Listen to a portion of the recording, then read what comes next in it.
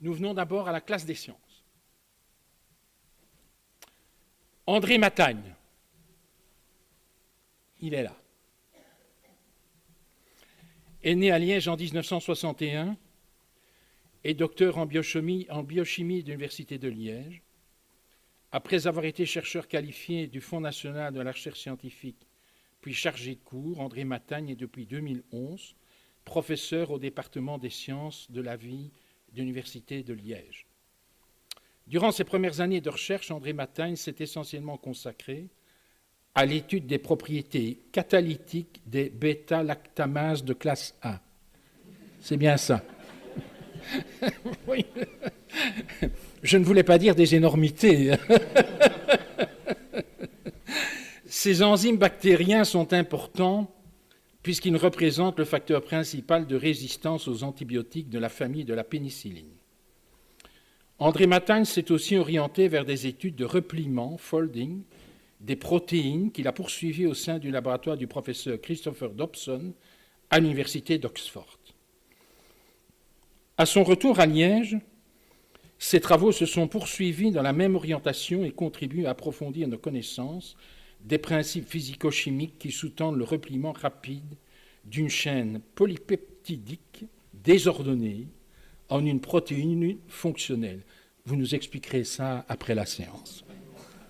En collaboration avec le docteur Mireille Dumoulin, ces résultats ont été publiés dans la revue Nature et ces résultats suggèrent de nouvelles perspectives thérapeutiques visant à inhiber la formation des dépôts amyloïdes tels qu'on les observe dans le cerveau des patients décédés des suites de maladies d'Alzheimer, Parkinson et Huntington.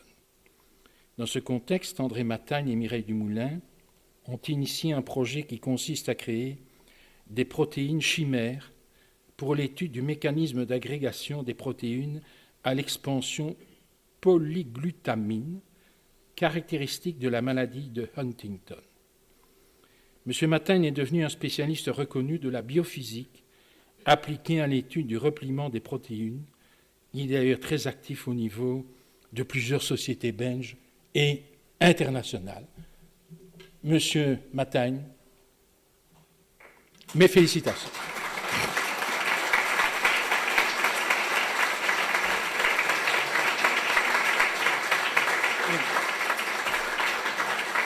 Alors, je vous demande de signer votre livre d'or.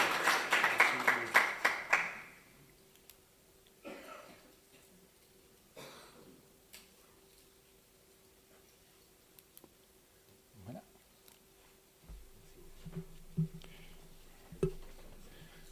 Madame.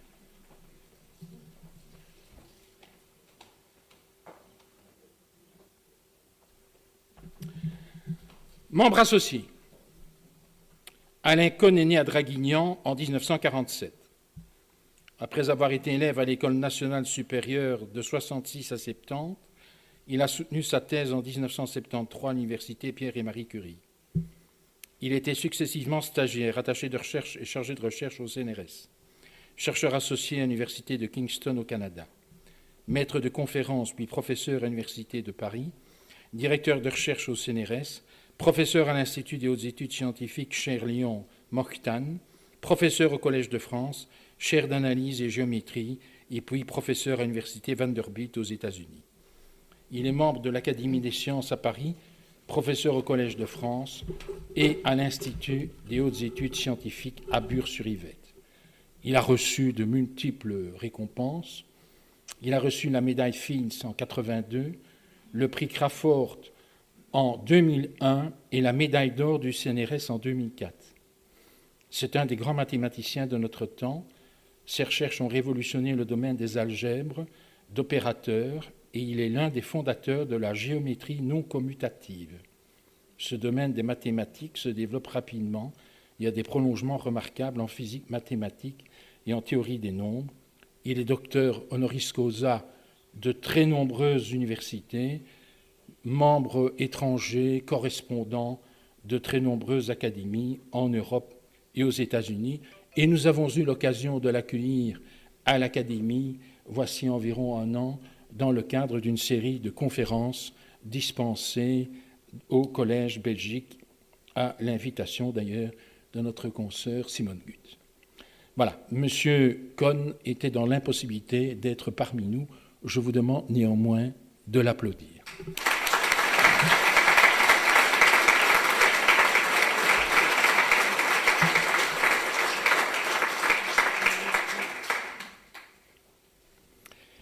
Athéna Kousténis est née en Grèce en 1961. Elle est astrophysicienne, directeur de recherche première classe du CNRS au laboratoire d'études spatiales et d'instrumentalisation en astrophysique de l'Observatoire de Paris-Meudon. Elle est de nationalité française et grecque. Elle est spécialisée dans l'exploration de l'espace. Elle travaille dans le domaine de la planétologie. Sa recherche est consacrée à l'étude des atmosphères et des surfaces planétaires, en particulier dans les systèmes de Jupiter et de Saturne. Elle étudie ainsi la nature des satellites galiléens, Ganymède et Europe en particulier, et de Titan et Encelade autour de Saturne. Elle a également contribué aux efforts pour découvrir la nature des atmosphères entourant les planètes extrasolaires. Elle a mené de nombreuses campagnes d'observation depuis le sol terrestre à l'aide de grands télescopes et a utilisé l'Observatoire spatial infrarouge, ISO, pour mener des études planétaires. Madame Kousténis contribue à la définition et au développement de missions spatiales et à l'exploitation de données acquises. Elle est co-investigateur de 3 instruments, le CIRS, HASI et DISR, ne me demandez pas de vous en dire plus, à bord de la mission spatiale Cassini-Huygens, qui explore Saturne et Titan, et dans laquelle elle a été impliquée dès le début de la phase de définition. Elle est aussi impliquée dans le développement de futures missions spatiales vers les planètes géantes, comme JOICE, sélectionnée par l'ESA pour être lancée en 2022, et vers les exoplanètes. Son expertise dans les missions spatiales lui a permis de présider et de participer à plusieurs groupes consultatifs au sein de l'ESA et de la NASA et d'autres institutions internationales. Vous imaginez qu'elle a un nombre impressionnant de publications scientifiques et de communication. Nous avons d'ailleurs eu le plaisir, à la classe des sciences, d'écouter récemment Madame Kousténis, que j'invite à venir recueillir son diplôme.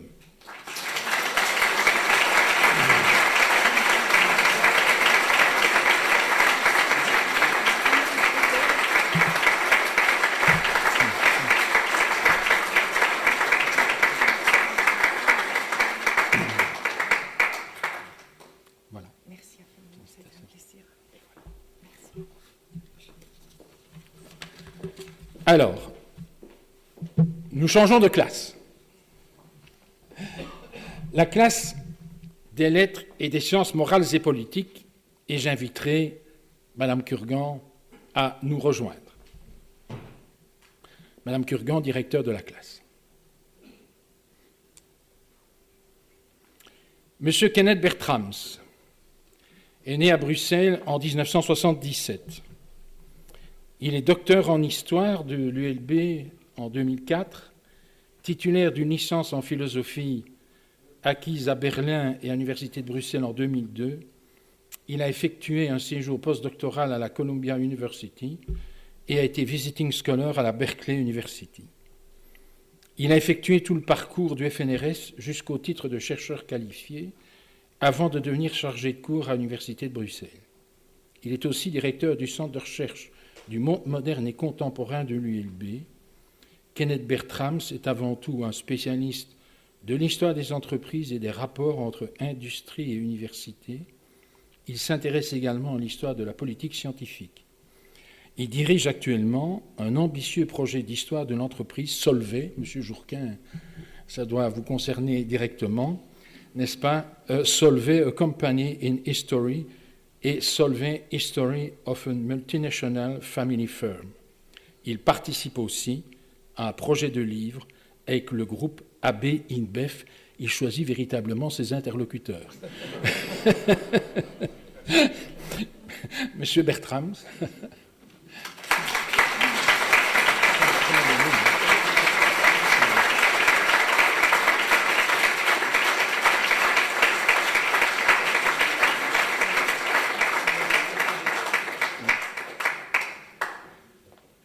Félicitations. Merci.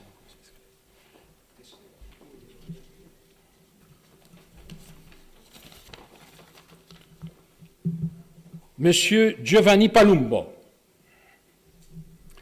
Il est né à Castellammare di Stabia, en Italie, en 1974. Monsieur Palumbo est le fils de l'historien de la littérature italienne Matteo Palumbo, professeur à l'université de Naples Federico II. Il était lecteur d'italien à l'université de Liège. Il est docteur en philologie romane et linguistique de l'université de Naples Federico II et est aujourd'hui professeur ordinaire à l'université de Namur, où il enseigne la langue italienne et l'histoire de la langue française. Il est d'ailleurs actuellement doyen de la faculté de philo et lettres de cette université. Sa thèse de doctorat a porté sur la descendance tant italienne que française de la chanson de Roland. Texte emblématique s'il en est. Ces publications consistent en édition critique, en études sur la diffusion d'œuvres médiévales et en recherche sur l'histoire de la philologie. Dans le domaine français, Giovanni Palumbo a publié 3 éditions critiques. Les 3 fils de rois, l'origine et antiquité de la cité de Lyon, l'histoire de Palanus et le roman d'Ab-l'Adam. Dans le domaine italien, il est auteur de l'édition diplomatique et critique de la dernière version du livre des Ricordi de Francesco Guicciardini de 1530.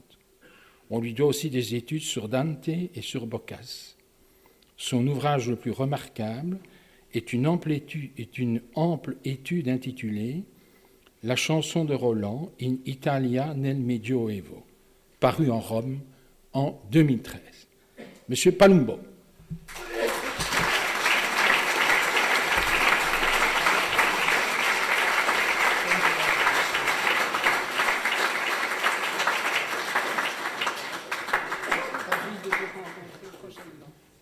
C'est bien pour un Italien de connaître aussi bien français.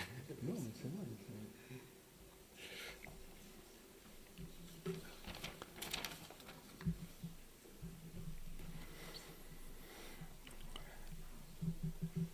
Valérie Rozoux. Je ne dirai pas son âge, mais vous voyez qu'elle est jeune. Vous aurez remarqué d'ailleurs d'une façon générale que l'âge moyen de nos académiciens est relativement bas. Ça correspond, je crois, à des choix politiques aussi dans le chef de notre académie. Valérie Rozoux est philosophe et docteur en sciences politiques, orientation, relations internationales. Elle est maître de recherche du FNRS et professeure à l'Université catholique de Louvain. En 2010, elle a assuré pour une durée d'1 an un mandat de Senior Fellow dans le cadre des United States Institute of Peace à Washington, D.C. Après avoir enseigné en France à l'Institut d'études politiques de Grenoble, puis à l'Institut d'études politiques de Lille et en Afrique du Sud à la Nelson Mandela Metropolitan University, elle enseigne actuellement les cours de négociation internationale, transformation des conflits à l'Université catholique de Louvain, où elle est associée à la chaire Hoover. Elle consacre ses recherches à l'importance de la mémoire dans la gestion des conflits internationaux, la médiation et les négociations en particulier pour ce qui concerne l'Europe et l'Afrique. Ses travaux ont fait l'objet de plusieurs distinctions, dont le prix de l'Académie des sciences morales et politiques à l'Institut de France. Elle a un parcours international de tout haut niveau. Elle siège dans plusieurs commissions de prestige. Elle est membre, entre autres, du Board of Advisors de l'International Peace and Security Institute de Washington et membre du Steering Committee du Process of International Negotiation, qui rassemble 10 spécialistes de la négociation internationale, 3 fois par an, sous l'égide de l'Institut des Relations internationales, Klinkendahl à La Haye. Madame Rozoux.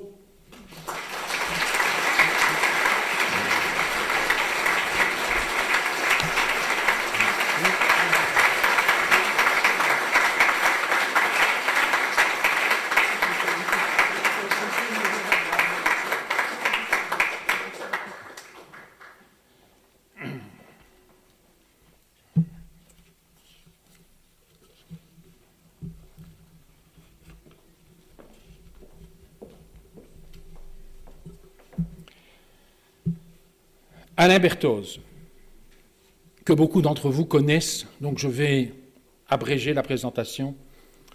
Monsieur Berthoz est né à Neuilly-sur-Seine en 1939, mais il présente un profil scientifique interpellant, extraordinaire. Il est ingénieur civil des mines, licencié en psychologie, docteur et sciences en biomécanique et en neurosciences, directeur de recherche au CNRS, puis professeur au Collège de France. En 1993, il a fondé et dirigé successivement les laboratoires de physiologie neurosensorielle du CNRS et le laboratoire de physiologie de la perception de l'action CNRS Collège de France. Il est membre en France de l'Académie des sciences et de l'Académie des technologies, mais aussi de l'Académie américaine des arts et des sciences et des académies de médecine de Belgique et de Bulgarie. Vous aurez remarqué que, étant donné la diversité de ses curiosités et de ses formations, il relève de très nombreuses instances scientifiques.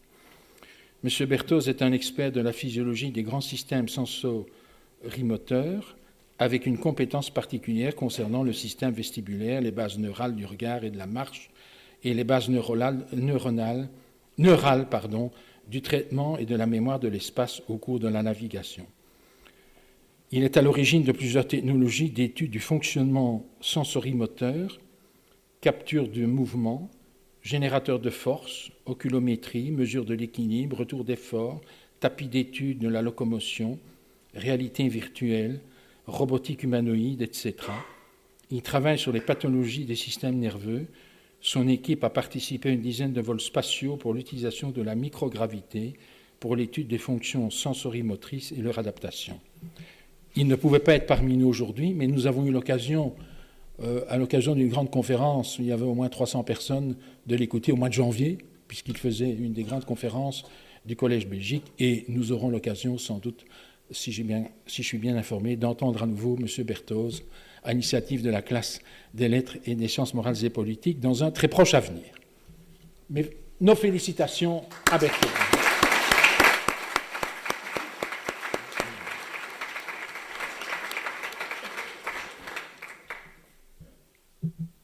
Gilles Kepel, 1955.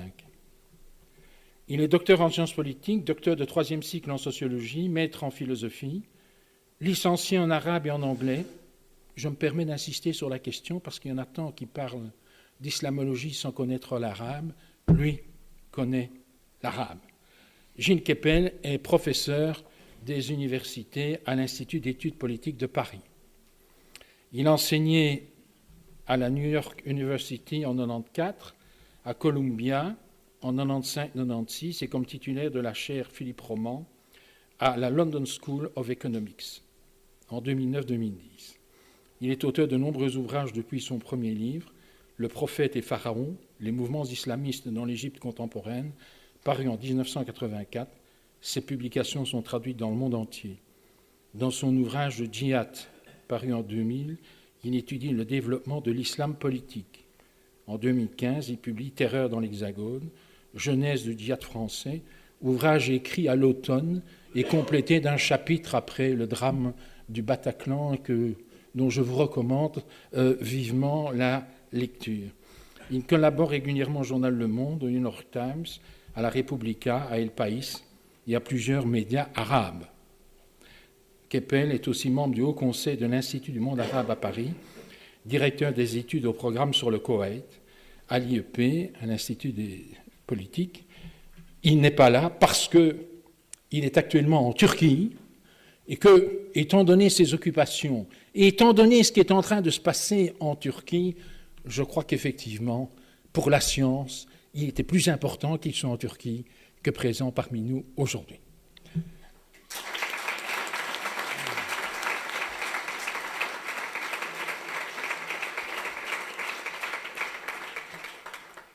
Il est prévu de le recevoir aussi très prochainement. Pierre Kroll, 1958.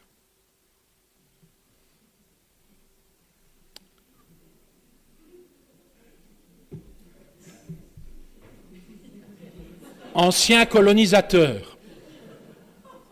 Il est né en effet au Congo belge, province de l'Équateur, qui s'appelle aujourd'hui la République démocratique du Congo. Mais Pierre Kroll a un parcours étonnant que ne laisse pas deviner ses prestations actuelles. Il est diplômé en architecture de la Cambre. Il est licencié en sciences de l'environnement de l'Université de Liège. Et il a même travaillé pendant 1 an et demi au cabinet d'un échevin de l'urbanisme de la ville de Liège comme conseiller. Donc, c'est un praticien de l'urbanisme et de l'environnement. Il a travaillé aussi, évidemment, comme architecte, atelier Pissard, atelier Strébel, et même à son propre compte. C'est à ce moment-là que lui naît la passion du dessin. Et il commence à vendre des dessins au vif, à la Cité, la Wallonie, des Sud, Espace de Liberté, l'hebdomadaire, pourquoi pas, défunt aujourd'hui, mais pas à cause de lui, Trends Tendance, Pan, Le Soir Illustré, Femme d'aujourd'hui, La Libre Belgique, Le Peuple, etc. Et, depuis 20 ans maintenant, si je ne m'abuse, à peu près, mais vous avez l'occasion de découvrir quotidiennement ces caricatures dans ce qui reste même le principal journal francophone de Belgique, c'est-à-dire Le Soir. De 1996 à 2010, il n'a pas manqué une seule semaine de fournir aussi une planche originale à l'hebdomadaire Télémoustique. Et il travaille aussi pour l'hebdomadaire Ciné Télérevue. Kroll mène aussi une carrière en télévision, bien remplie, surtout à la radio-télévision belge de langue française, où il dessine en direct dans des émissions de débat telles que L'écran témoin, Mise au point, Les décodeurs. Et donc, il peut être redoutable dans ses analyses politiques. Les dessins peuvent être assassins, et je vous conseille d'ailleurs de lire Le Soir, en page 2 d'aujourd'hui, c'est pas triste.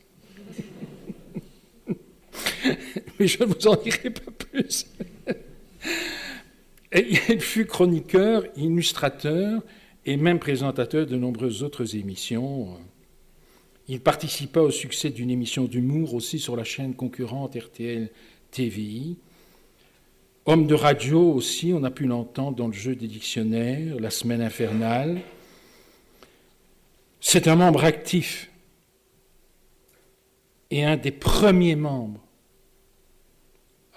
de Cartooning for Peace.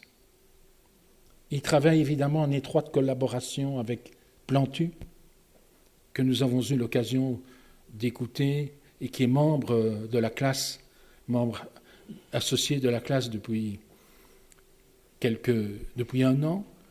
Et pour ceux qui ne l'auraient pas encore vu, parce que je crois que l'exposition est toujours ouverte, à Mons, sur l'Europe, ça vaut la peine d'être vu. C'est toute l'équipe de Cartooning for Peace et des dizaines de caricaturistes du monde entier qui ont exprimé leur vision de l'Europe au travers de ces dessins. Alors, depuis 2015, Kroll, qui se faisait déjà remarquer en radio, en télévision, a franchi définitivement le pas. Il a ajouté une corde à son arc, la scène. Il y est d'ailleurs ce matin. Il tourne dans les plus grandes salles de Bruxelles et de Wallonie avec un spectacle à mi-chemin entre le one-man show et la conférence, où il tente d'expliquer avec humour les enjeux de son métier. Et moi, je le retiens pour ma part surtout comme un caricaturiste de la vie politique, de la vie sociétale en Belgique, avec la dose d'humour nécessaire où parfois un dessin remplace un long éditorial. Pierre Kroll.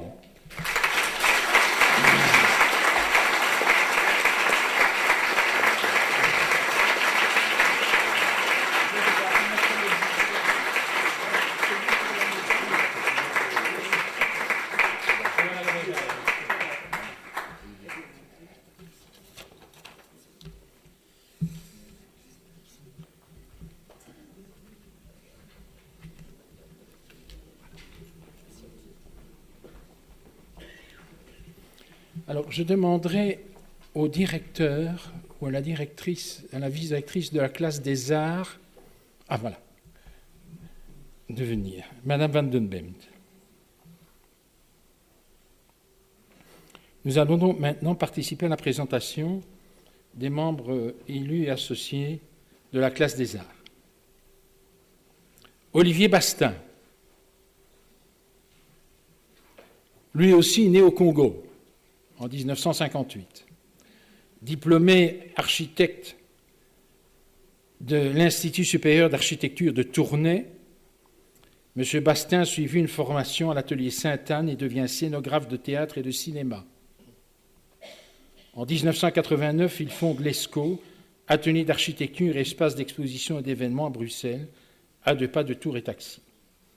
Il enseigne à l'Institut supérieur d'architecture Victor Horta de 1994 à 2000, puis jusqu'en 2009 à l'Institut supérieur des arts visuels de la Cambre, section architecture d'intérieur et design d'environnement, et parallèlement à la faculté d'architecture de l'ULB, la Cambre Horta.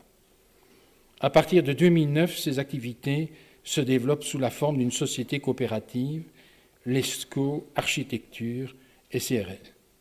Parmi ses projets réalisés, les 31 logements pour artistes à Molenbeek, oui, l'extension de la chapelle musicale Reine-Élisabeth à Waterloo, je ne vais pas tout citer, hein, le Théâtre national de Belgique, au boulevard Jacquemin, qui est tout de même une des œuvres importantes sur Bruxelles. Monsieur Bastin a obtenu de nombreuses récompenses. Je dirais aussi qu'il a participé à l'extension du musée de la photographie à Charleroi. Ça vaut la peine d'être vu. C'est un des plus beaux musées de photographie d'Europe. Il s'est aussi occupé de l'espace Victor Jara, la salle culturelle à Soigny. Il a reçu le Grand Prix d'architecture de Wallonie en 2012. En 2009 et pour 5 ans, M. Bastin a exercé la fonction, comme on dit à Bruxelles, de bouwmeester, maître architecte de la région de Bruxelles-Capitale. Il publie un guide des bonnes pratiques en matière de marché d'architecture, réalise plusieurs expositions et donne des conférences au niveau national et international. Il participe aussi à des émissions télévisées, publie de nombreux articles dans la presse belge comme dans des revues d'architecture européennes et américaines. Monsieur Bastin.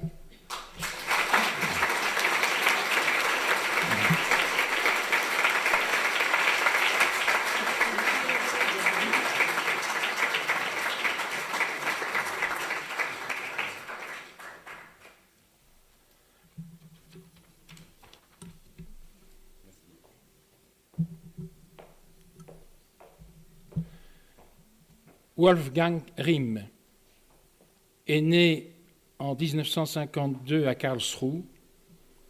Il commence à composer dès son plus jeune âge et étudie à l'Académie de musique de sa ville natale. Il assiste au cours d'été de Darmstadt, puis durant toute la décennie suit l'enseignement de Stockhausen à Cologne et de Klaus Hubert et Hans Egebrecht à Fribourg. Professeur de composition à la Hochschule für Musik de Karlsruhe, puis à Darmstadt et à l'Académie de musique de Munich. Il a succédé à Werner Welt au poste de professeur de composition de l'Académie de musique de Karlsruhe. Il était nommé membre du comité consultatif de l'Institut Heinrich Strobel de la radio SWR de Baden-Baden. Il a aussi été coéditeur du journal musical Melos et conseiller musical de l'Opéra national de Berlin, puis du Zentrum für Kunst und Medientechnologie de Karlsruhe de 90 à 93. M. Rihm mène une carrière très prolifique de compositeur. On lui doit plus de 400 opus, couronnés de nombreux prix, dont le Lion d'or de la Biennale de Venise en 2010. Son œuvre jouée partout dans le monde est marquée dans un premier temps par l'influence de Stockhausen, Webern ou Nono et reflète ensuite son goût pour les arts plastiques et la littérature. Ses opéras s'inspirent de Sophocle, Hölderlin, Nietzsche ou Artaud Il a composé 5 pièces symphoniques rassemblées dans Vers une symphonie fleuve, des pièces solistes ou concertantes, des concertos pour ensemble et orchestre comme Concerto Séraphin, ainsi que des œuvres théâtrales. Il est aussi membre de l'Académie des Arts de Berlin. M. Riem, pour des questions de santé, ne pouvait pas être des nôtres aujourd'hui.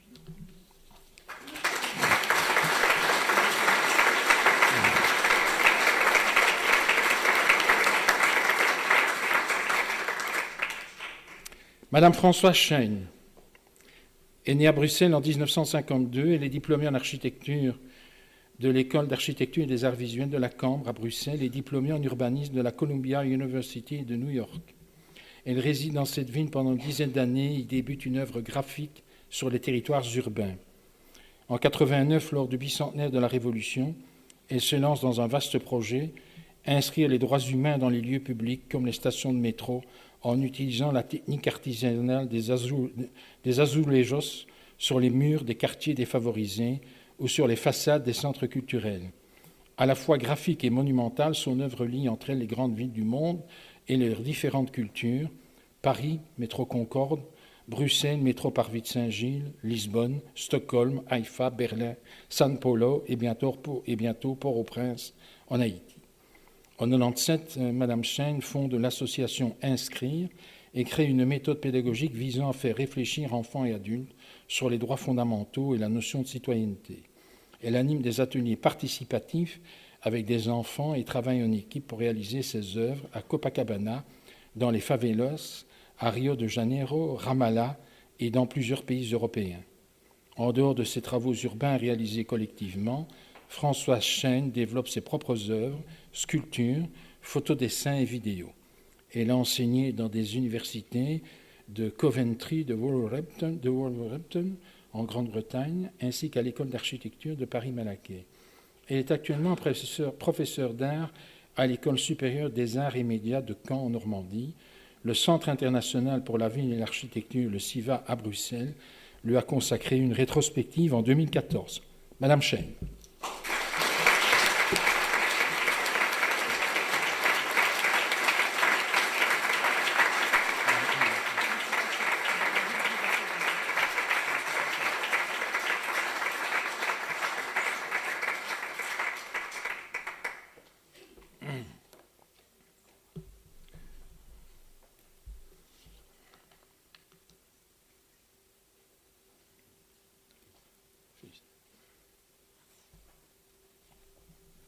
Victor Stoschita est né à Bucarest en 1949.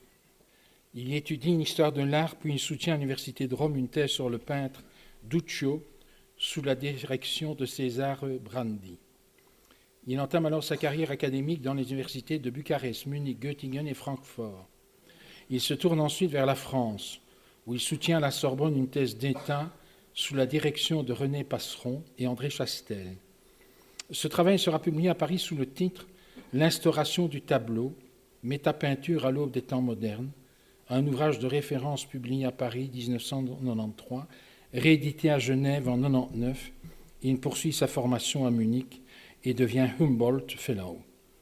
Après avoir décliné plusieurs invitations de nomination dans les universités de Berlin, Francfort et Harvard, il se fixe en 1991 à l'université de Fribourg en Suisse, où il est professeur d'histoire de l'art moderne et contemporain.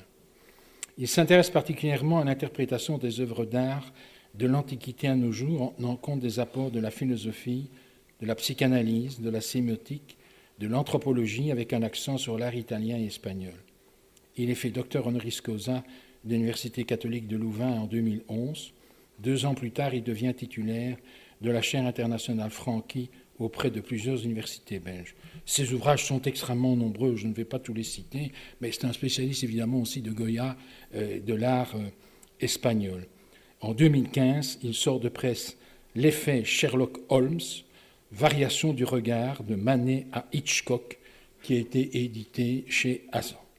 Chevalier des arts et des lettres de la République française, membre étranger de l'Accademia dei Lincei, il reçoit de l'Académie française la médaille de merveille 2015 pour son très beau livre « Oublier Bucarest », paru en 2014 chez Actes Sud, où il évoque son enfance et sa jeunesse en Roumanie.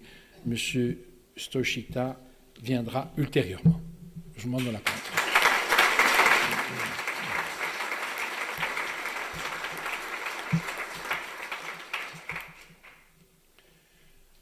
Merci, Mme Van den Beem. Je demande à M. Jourquin, directeur de la classe technologie, de nous rejoindre.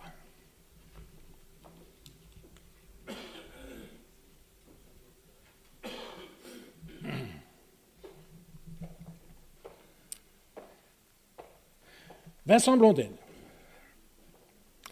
est né à Wilrijk en 1965. Il est recteur de l'Université catholique de Louvain depuis septembre 2014. Il est titulaire à l'Université catholique de Louvain d'un baccalauréat en philosophie, d'un diplôme d'ingénieur civil et d'un doctorat en mathématiques appliquées. Il a réalisé son travail de fin d'études au Centre hospitalier universitaire de Grenoble, a obtenu un Master of Science en mathématiques à l'Imperial College à Londres et a réalisé des post-doctorats à Oxford, Stockholm et Paris. D'abord engagé à l'Université de Liège, il devint professeur à l'Université catholique de Louvain en 1999. Il était à 2 reprises professeur invité au MIT ainsi que Fulbright Scholar. Vincent Blondel a collaboré à de nombreux projets transversaux de l'Université catholique de Louvain. Membre du Conseil de la culture, il a mis en place la mineure interfacultaire en culture et création et contribué au programme Artistes en résidence. Il a fait partie du comité stratégique d'attractivité de l'université, du jury du Fonds de développement culturel et du conseil d'administration de la ferme de Biérot à Louvain, à Autigny.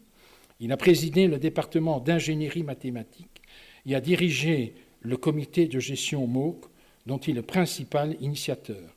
En particulier, il a inscrit l'Université catholique de Louvain dans le consortium EDX qui offre des cours en ligne à des millions d'étudiants à travers le monde. Ses recherches sont à l'interface des mathématiques et des technologies de l'information. Avec des collègues, il a construit un groupe de recherche largement reconnu. Il a publié des centaines d'articles et dirigé une trentaine de thèses de doctorat et de post-doctorat. Il a été invité à intervenir dans de nombreuses institutions, dont Stanford, Harvard, Princeton et Cambridge.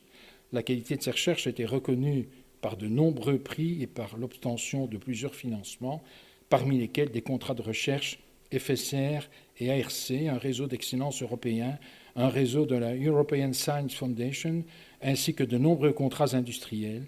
Il a coordonné un pôle d'attraction interuniversitaire qui regroupe plus de 200 chercheurs. Je dirais que voici quelques mois encore, il était président du conseil d'administration du Fonds national de la recherche scientifique. Vincent Blondel.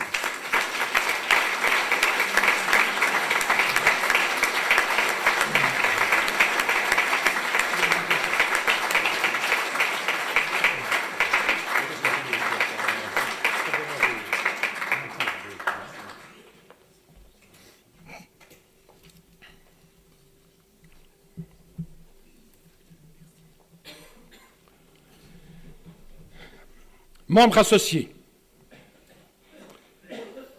Youssouf Ouédraogo est né au Burkina Faso en 1952. Titulaire d'un doctorat en marketing obtenu conjointement auprès des universités de Dijon, Clermont-Ferrand et Lyon 3. Il enseigne à l'université de Ouagadougou à partir de 1982.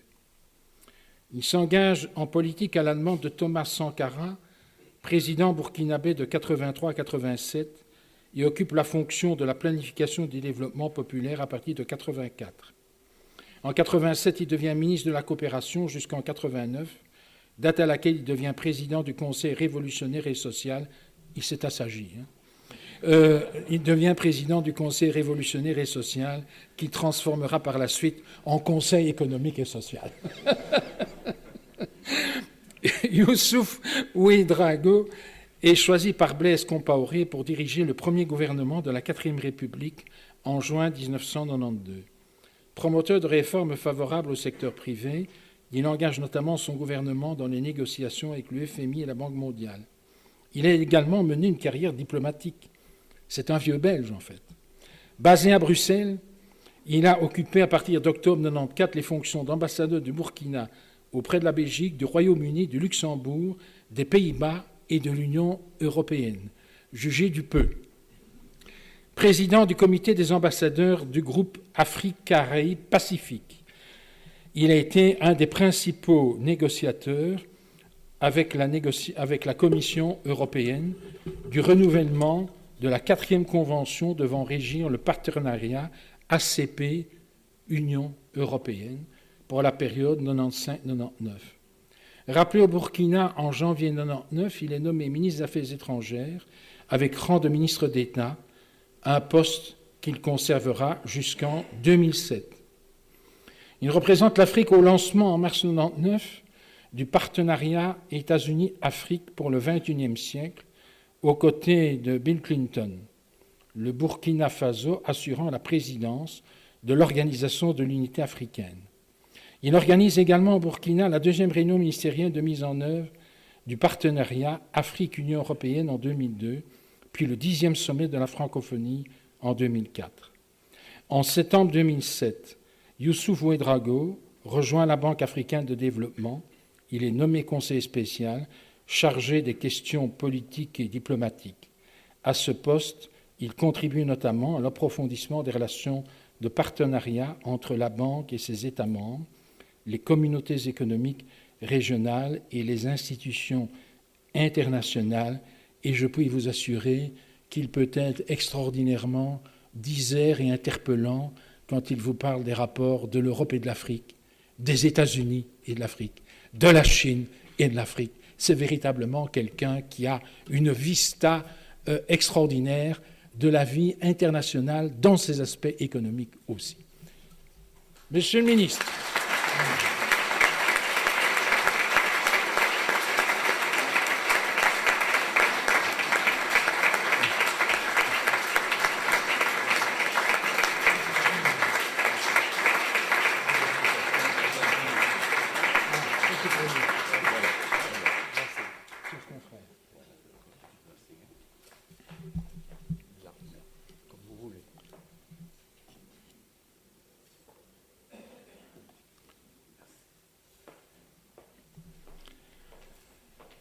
Bernard Rentier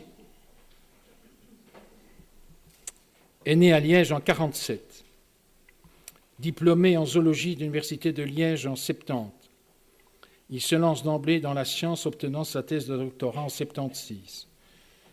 Il effectue un postdoctorat de 5 ans au National Institute of Health à Maryland, aux États-Unis, voit ses travaux en virologie et en immunologie se développer avec des contributions importantes à l'étude du virus de l'influenza, de la rougeole et de la varicelle zona. Son parcours se poursuit alors à l'Université de Liège où il développe activement la recherche et l'enseignement en virologie. En 1997, il est élu vice-recteur de l'université. Outre les missions habituelles de cette fonction, il consacre à la mise en place du GIGA, groupe interdisciplinaire en génoprotéomique appliquée, centre interfacultaire concrétisant l'unification apportée aux sciences du vivant par son étude au niveau moléculaire et cellulaire. Cette approche visionnaire a largement contribué à l'activité et à la renommée de l'Université de Liège dans les domaines émergents de la biologie génétique moléculaire et de ses applications médicales. Il a joué un rôle de premier plan dans des organisations internationales se consacrant aux biotechnologies ou à la virologie. M. Rentier est élu recteur en 2005. Son action est caractérisée par la défense et la promotion acharnée de la recherche et en particulier de ses aspects fondamentaux, la considérant comme une activité essentielle de l'université. Il a été le moteur de la mise en place d'outils de support aux chercheurs, en particulier le dépôt institutionnel Orbi, qui rassemble la quasi-totalité des publications de l'Université de Liège, contribuant ainsi grandement à leur visibilité et diffusion. Il devient également un promoteur internationalement reconnu de l'open access. Il poursuit sans relâche ce combat jusqu'à ce jour, préside toute une série d'associations en la matière. Et la classe technologie, d'ailleurs, la classe technologie, je crois, de l'Académie ou des sciences, a eu l'occasion de l'entendre sur ces questions qui lui tiennent à cœur et dont il est sans doute l'un des meilleurs spécialistes européens. Bernard Rentier était particulièrement attentif aux activités de valorisation de la recherche développée à Liège et à l'implication de l'université dans le développement régional, étant très présent et actif dans divers organes focalisé sur ce sujet, et en son temps, il fut aussi président du conseil d'administration du FNRS. Bernard Rentier.